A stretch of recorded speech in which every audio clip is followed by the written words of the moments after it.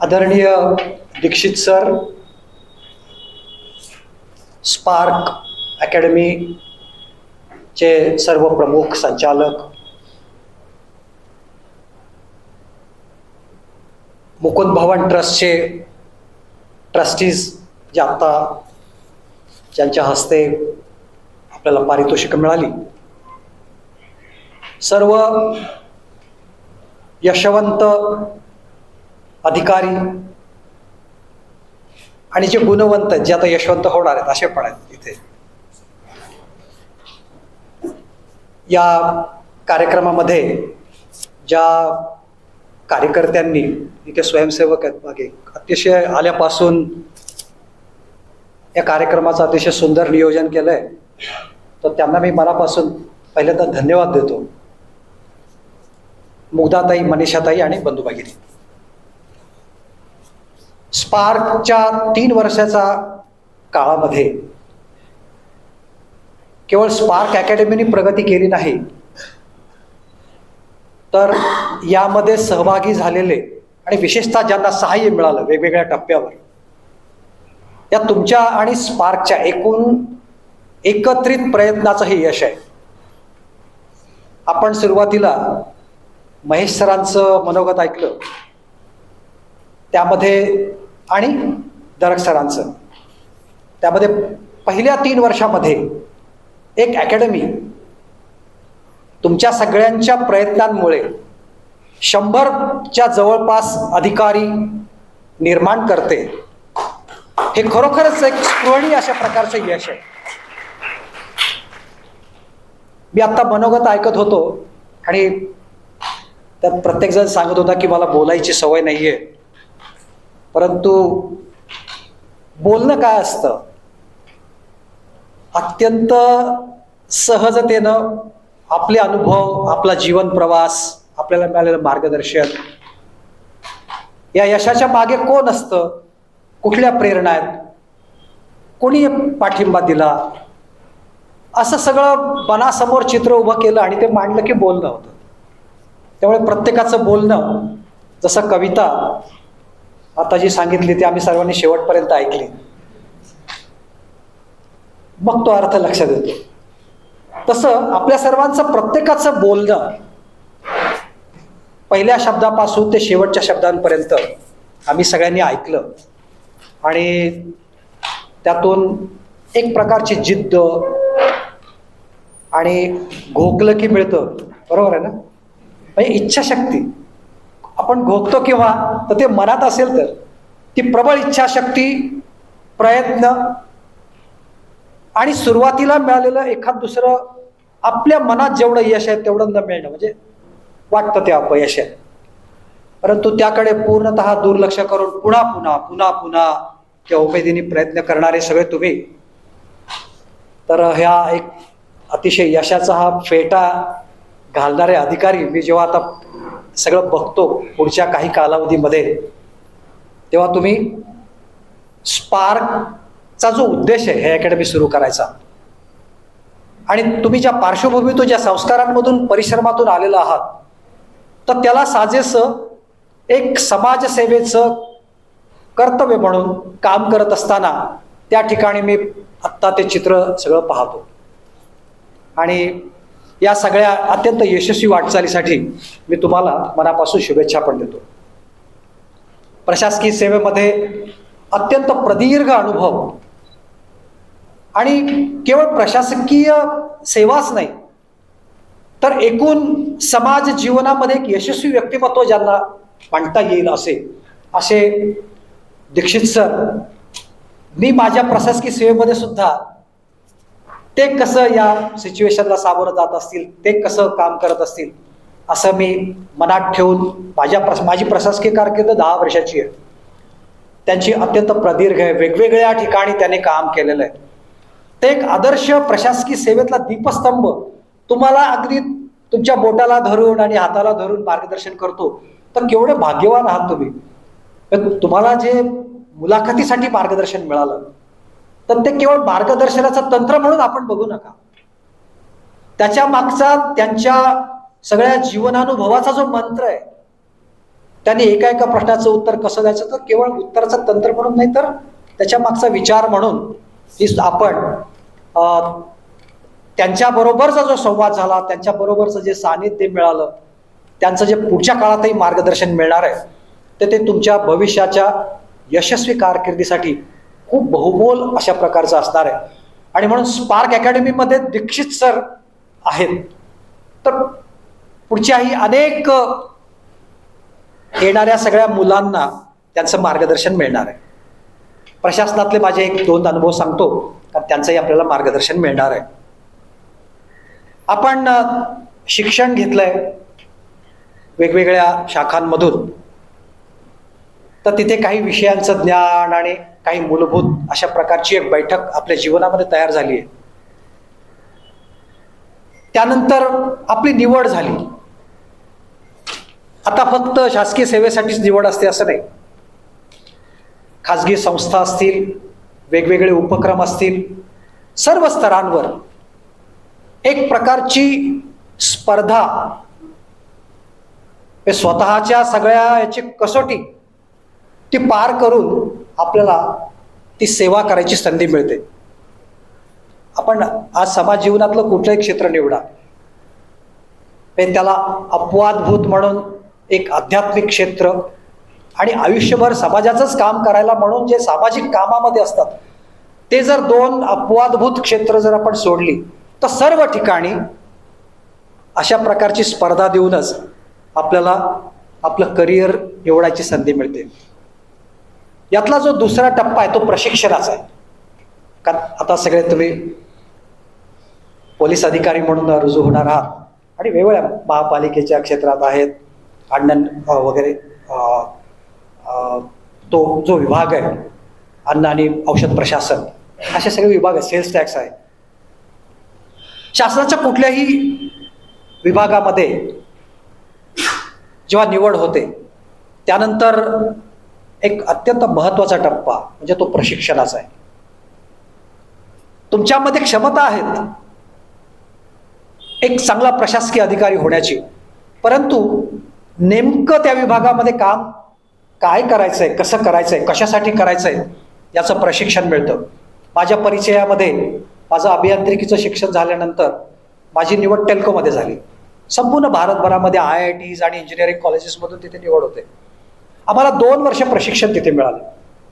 सगळ्या कार्यविभागांमध्ये आम्हाला 2 महिने पाठवलं गेलं.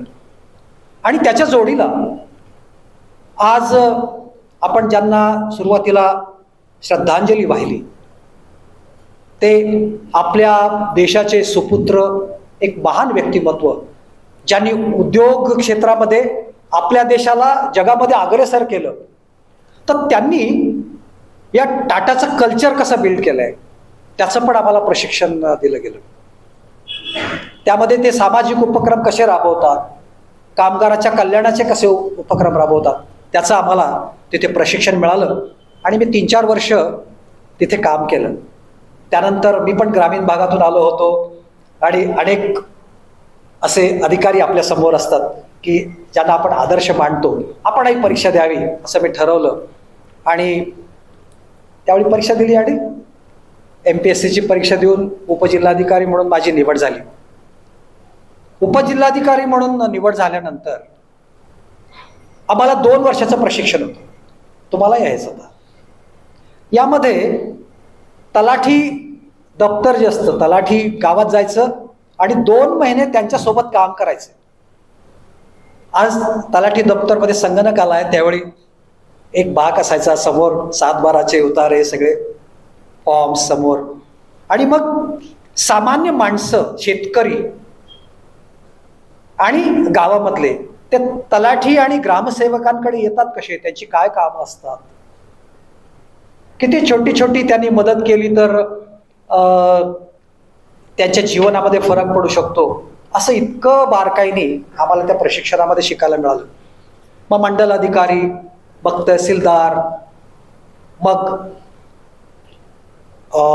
DYSPचं कार्यालय तिथे, पोलीस दल. कारण ग्रामीण भागामध्ये प्रशासन हे इतकं एकमेकांमध्ये गुंफलेलं असतं महसूल प्रशासन, पोलीस प्रशासन, न्याय प्रशासन एकत्रच काम करावं लागतं. आणि म्हणून एकमेकांच्या कार्यविभागांची सविस्तर माहिती मिळण्यासाठी आम्हाला तिथे पण एक 3 महिने पाठवलं होतं. त्यानंतर ग्रामविकास, गटविकास अधिकारी, असं सगळं करत करत करत 4 महिने पहिल्यांदा तहसीलदार, कार्यकारी दंडाधिकारी, 4 महिने प्रांताधिकारी आणि मग उपजिल्हाधिकाऱ्यांना वेगवेगळ्या प्रकारच्या नियुक्त्या मिळतात. असंच प्रशिक्षण सर्व प्रकारच्या केंद्रीय सेवा, ज्याच्यामध्ये दीक्षित सर IPSच्या सेवेमधून सर्वोच्चपदी राहून निवृत्त झाले. सर्व प्रकारच्या केंद्रीय सेवा, राज्यसेवा, सर्व प्रकारचे उपक्रम आणि खाजगी क्षेत्र, हे जे प्रशिक्षण आहे हे अतिशय मनापासून आणि गांभीर्याने करण्याची गोष्ट आहे.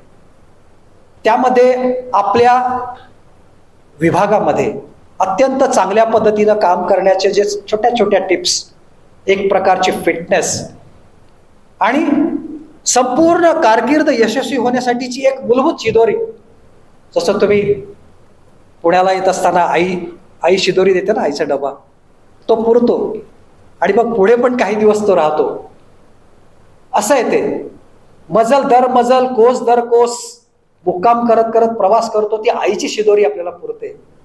तशी ही प्रशिक्षणाची शिदोरी, एक योग्य कुशल मनुष्यबळ, ते पोलीस अधिकारी पुढे कसा असावा, महसूल अधिकारी कसा असावा, विक्रीकर अधिकारी कसा असावा, लेखाधिकारी कसा असावा, असे समाज जीवनामध्ये एक प्रकारचं प्रशासनातलं नेतृत्व करणारी माणसं कशी असावीत त्याच्यासाठीचं प्रशिक्षण तिथे मिळतं. आणि मला जे त्या ठिकाणचं प्रशिक्षण मिळालं तर त्याचा मला माझ्या कामामध्ये खूप चांगला उपयोग झाला. या सेवेमध्ये 10 वर्षाच्या कालावधीमध्ये आणि प्रदीर्घ काळ जे यशस्वी ज्यांनी कारकीर्द केली त्यांच्यासाठीच्या एक 2-3 गोष्टी मी आपल्याशी शेअर करतो. विशेषतः आता जे यशवंत आहेत. शासकीय सेवा ही एका अर्थानं खूप सुरक्षित आहे. आपण ते अनुभवाल पुढे. इतर सेवा ज्या आहेत खाजगी क्षेत्रामध्ये तिथे खूप रोजची स्पर्धा. माझा मुलगा IT क्षेत्रात काम करतो, तर त्यांना दर 3 महिन्यानंतर त्यांचं मूल्यमापन असतं, तिथेही असतं. आणि दर 1 वर्षभरानंतर आम्ही पुढच्या वर्षी इथेच राहण्यासाठी त्याला मुलाखत द्यावी लागते. इतके तिथे सातत्यानं मूल्यमापन होत असतं. या तुलनेमध्ये शासकीय सेवा ही प्रतिष्ठेची पण आहे. आपण अधिकारी म्हणलं की समाजामध्ये मान आहे, कारण अधिकाऱ्यांमध्ये अधिकार असतात, ते समाजाचं भलं करतात, या दोन्ही अर्थानं. मी जेव्हा उपजिल्हाधिकारी म्हणून रुजू झालो तेव्हा टाटा मोटर्समध्ये जेवढा पगार होता त्याच्या अर्धा पगार मला तिथे मिळाला. माझी पत्नी पुण्यामधली होती. आम्ही जेव्हा ते गाव शोधलं तेव्हा आम्ही तिथे कधीही गेलो नव्हतो. आणि मी पुण्यामध्ये टेल्को कंपनीच्या क्वार्टरमध्ये राहत होतो. तिथे गेल्यानंतर प्रशासकीय कालावधीमध्ये काही अशा सगळ्या सुविधा नसतात. सामान्य माणसासारखं राहावं लागतं. मग एक 2 खोल्याचं घर होतं, मागे आड होता, तिथून पाणी शेंदून पिंगोळी नावाचं गाव होतं तिथे. तर तिथे इतकं साधेपणानं आपल्याला त्या कालावधीमध्ये राहता येतं. पण आज ती स्थिती नाहीये. माझे सहकारी आज जे प्रशासकीय पदावर आहेत किंवा आता ते निवृत्त झाले, तर ते सांगतात की आज अतिशय चांगले पगार आहेत, उत्तम पगार आणि सोयी सुविधा आहेत. तर तेही आहे. यामध्ये बदली हा एक खूप सातत्यानं चर्चेमध्ये येणारा विषय असतो. तर मी अत्यंत यशस्वी अधिकारी जे आहेत, ज्यांच्याकडे खऱ्या अर्थानं एक दीपस्तंभ म्हणून पाहिलं जातं, त्यांच्या आयुष्याचं गमक काय, त्यांच्या यशस्वीतेचं, तर त्यांनी जी जबाबदारी दिली तर ती स्वीकारली. कुठली एक जबाबदारी पोस्ट मिळवण्यासाठी त्यांनी कधी प्रयत्न केले नाहीत. हे खूप महत्वाचं आहे. शासनामध्ये जी जबाबदारी मिळेल, जे पद मिळेल, ते सगळे महत्वाचे असतात, ते तितकीच महत्वाची असतात. कदाचित ती प्रसिद्धीमध्ये नसतात. विशेषतः पोलीस अधिकाऱ्यांची सेवा, महसूल अधिकाऱ्यांची सेवा, ज्यांना लोकसंपर्क खूप असतो, तर यांच्यासाठी जिथे मिळेल तिथे जाणं, हे जर तत्व आपण पाळलं तर त्या नियमांच्या चौकटीमध्ये अतिशय प्रामाणिकपणे, अतिशय आत्मविश्वासाने आपण काम करू शकता. आणखी एक या प्रशासकीय सेवेमध्ये गोष्ट आहे, ती म्हणजे पदोन्नती. आपले आदरणीय पंतप्रधान कधी कधी ते सांगत असतात की कुछ बनने के लिए काम मत करो, असं त्यांचं वाक्य. आपण कधी ऐका त्यांचं युट्यूबवर. मला तिथे जायचंय म्हणून काम करू नका, मला चांगलं काम करण्यासाठी मी माझं आयुष्य, असं त्यांचं खूप आवडतं वाक्य आहे. ते प्रशासकीय अधिकारी असतील किंवा राजकीय कार्यकर्ते असतील किंवा सामाजिक कार्यकर्ते असतील, असे कुठेही गेलं तरी ते मार्गदर्शन करत असतात. आणि म्हणून आपल्याला जी जबाबदारी मिळाली आहे कुठल्याही शासकीय विभागामध्ये, तर याच्यापेक्षा उच्च जबाबदारी मिळू शकते, त्यासाठीची तयारी करण्यासाठीचा हा काळ आहे, असं आपण जर पाहिलं. हा खूप खूप सूक्ष्म विचार आहे. पण मला तिथे जायचंय असा विचार केला तर कधी कधी मनामध्ये त्यासाठीच्या प्रयत्नांची एक दिशा मिळते. आपण त्यावर हळूहळू जेव्हा पुढे जाल तेव्हा आपल्या ते लक्षात येईल. अनेक वरिष्ठ अधिकारी, त्यांच्याकडून खूप शिकण्यासारखं असतं आपल्याला. त्यांनी हे आव्हान कसं स्वीकारलं, त्यांनी सहकार्यांना बरोबर कसं घेतलं, आपल्या सहकाऱ्यांकडूनही शिकण्यासारखं असतं. आणि खरं म्हणजे कनिष्ठ कोणीच नसतं, पण शासकीय परिभाषेमध्ये वरिष्ठ, आपण कनिष्ठ असे म्हटलं जातं. खरं म्हणजे सगळे सहकारी असतात, सगळ्यांतूनच ते काम होत असतं. त्यांच्याकडून पण खूप शिकण्यासारखं असतं. मी प्रांत ऑफिसर म्हणून काम करत असताना मी जेव्हा तलाठी दप्तर आणि मंडल निरीक्षकांच्या दप्तर तपासणीला जात असते, तिथे दप्तर तपासणी असते, तर असं लक्षात आलं की यांच्याकडून खरोखर शिकण्यासारख्या खूप गोष्टी आहेत आपल्याला. तर ते आहे. आणि काही गोष्टींपासून, काही व्यक्तिमत्वांकडे पाहिलं तर त्याच्यापासून दूर पण राहता येतं, ते पण आपल्याला शिकता येतं. तर हे सगळे 2-3 गोष्टी आहेत. तर ही जीवनातली जी यशस्वीता आहे, तर त्यामध्ये एक प्राप्त शक्तीचा, अधिकाराचा वापर आपण जर न्यायबुद्धीने, विवेकाने, संयमाने आणि संवेदनशीलतेने जर केला तर आपल्याला दीक्षित सरांसारखं होता येईल. आपण त्यांनी जिथे जिथे काम केलं ते जर आपण पाहिलं, तो जर असे अनेक दीपस्तंभ जे आहेत, तर हे आपल्याला जाणवतं. समाज आपल्याकडे, विशेषतः युवा वर्ग, हा आदर्श म्हणून पाहतो. आणि म्हणून आपल्या बोलण्यामध्ये, उक्तीमध्ये, कृतीमध्ये एक प्रकारची विधायकता आणि सकारात्मकता दिसली पाहिजे. आता आपण कधी कधी, कारण चांगल्याही गोष्टी आहेत आणि चांगल्या नसणाऱ्याही गोष्टी आहेत अवतीभोवती, आपण काय वेचून घ्यायचं त्यातलं. कुठेतरी एक युवक चांगला काम करतो, कुठेतरी एक शिक्षकाने चांगलं काम केलं आपल्या क्षेत्रामध्ये, एखाद्या सामाजिक संस्थेने चांगलं काम केलं, एखाद्या महिलेने चांगलं काम केलं, एखादा युवक आहे, तर आपण त्यांना बोलावलं, त्याचं अभिनंदन केलं, त्याचं उदाहरण दुसऱ्याकडे जर दिलं, तर एका दिव्यानेच दुसरा दिवा, ती आत्मज्योत जी प्रज्वलित होते, तर ती तशी होते. आणि म्हणून आपल्या युवा पिढीसमोर ही नेहमी विधायकता आणि सकारात्मकता ही आपण संदेश जो आहे आपण जो दिला, तर तो तसा आपण देत राहणं. समाजसेवेची एक अतिशय उत्तम संधी, ज्यामध्ये स्वतःचं करिअर पण आहे, अशी संधी म्हणजे प्रशासकीय सेवा. तर त्यामध्ये आपण सर्वांनी खूप यशस्वी व्हावं. आणि स्पार्कचा जो उद्देश आहे की आपल्या देशाचा विचार, आपल्या देशाचा सुरक्षेचा विचार, आपल्या समाजाच्या सर्वांगीण उन्नतीचा विचार, आपल्या समाजामध्ये वंचित आहेत, आपल्या समाजामध्ये जे पीडित आहेत, आपल्या समाजामधले जे उपेक्षित आहेत, या सर्वांना विकासाची संधी उपलब्ध करून देण्याचं साधन जी राज्यव्यवस्था असते, आणि प्रशासन हा त्याचा एक अविभाज्य भाग आहे, जो सातत्यानं जनमानसाच्या संपर्कात असतो. तर अशा सर्वांसाठी आपलं स्वतःचं जीवन एक आदर्श ठेवून त्यांची सेवा करायची जी संधी मिळाली आहे, तर यामध्ये तुम्ही यशस्वी व्हावं, यशवंत व्हावं, कीर्तिवंत व्हावं आणि खऱ्या अर्थाने इतरांसाठी दीपस्तंभ व्हावं, यासाठी मी तुम्हाला खूप खूप हार्दिक शुभेच्छा देतो.